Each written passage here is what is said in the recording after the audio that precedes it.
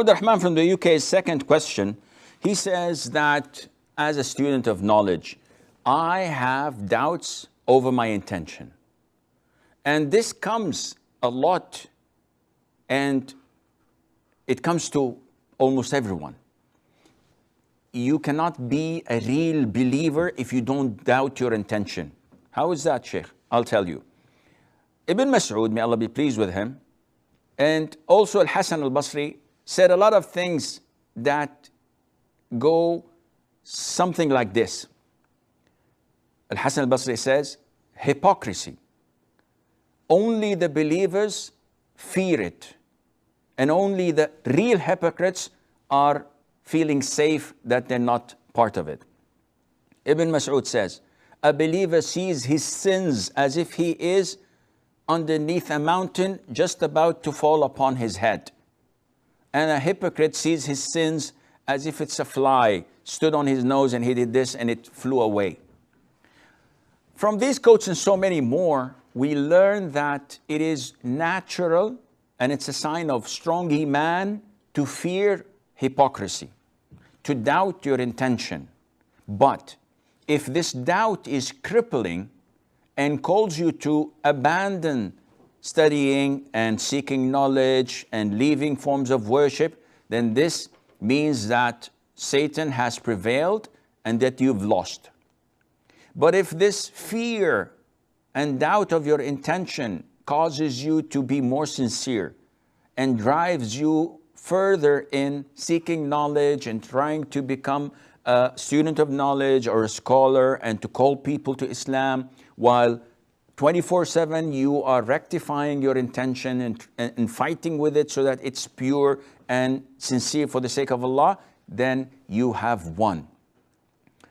Ask a question. When I doubt my intention, who is giving me this doubt? Who's giving me this advice that, hey, listen, your intention is not for the sake of Allah? It's definitely not an angel. This is shaitan whispering in my ears so that I would say, okay, I'm not going to study anymore. The intention is extremely important. If I'm associating others with Allah Azza wa Jal in such a work, Allah will not accept it. So I'm going, I'm leaving. No.